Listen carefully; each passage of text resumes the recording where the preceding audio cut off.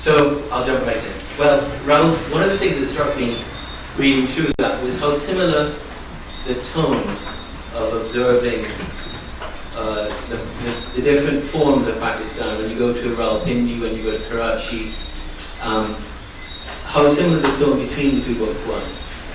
And there's this one very moving moment where you're in Rawalpindi and you're considering the eccentric brilliance of Shoaib Akhtar.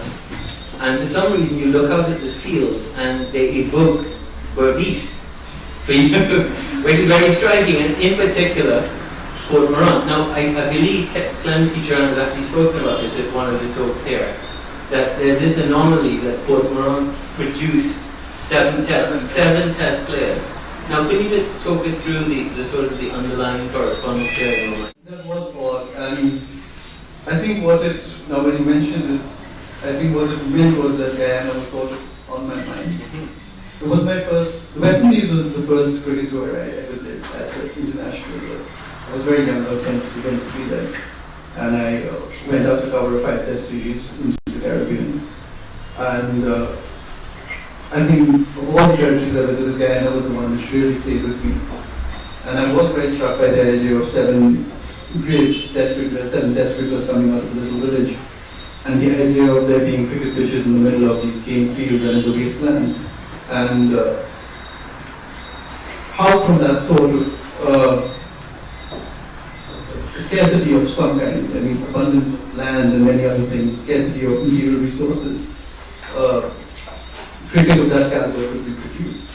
And I got a very, very thrilling sort of first-hand exhibition of this 2 days ago, and which I think was perhaps the most educative and exhilarating experience of my life as a cricket writer.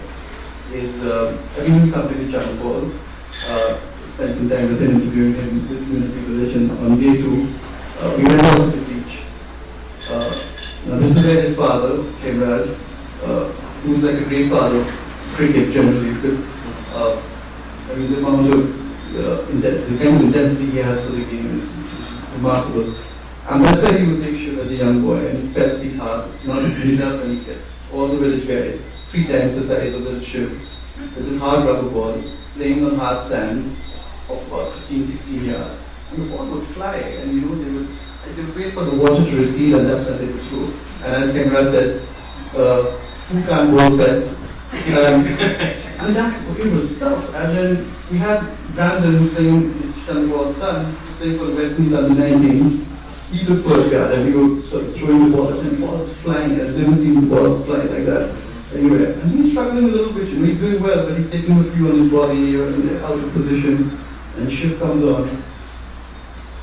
And we bowled for about 10-15 minutes with him. Not one mistake. And he could see the ball before it had actually left our hands. That's what it felt like. If it's outside the line, he just, you know, the open stance of thing, the bat comes in this way. If it's full, he's walking across and flicking it to the right side. Sometimes he knows what length is going to be, and he's kind of waiting there for the pull. There was one moment the ball sort of reared up to his face, and I was the only one which could have tested him. And he played it down, but remarkably, he played it down exactly where no fielder would have been. Square, you know, wouldn't have gone to City Point, Gully, nobody. And so I asked him that. It seemed like he knew already what's going on here. He said, yeah, I'm watching your hand. If you release from here, I know it's going to be full. If it's from here, I know it's going to be left. If it's from here, I know it's going to be short. And that kind of training, with nothing, there's no fancy facilities, nothing. All he's got rubber balls, he's got a passionate father, he's got a great desire for the game, and he's got this beach over here. And from there, one of the great batsmen the West Indies have produced, remarkable.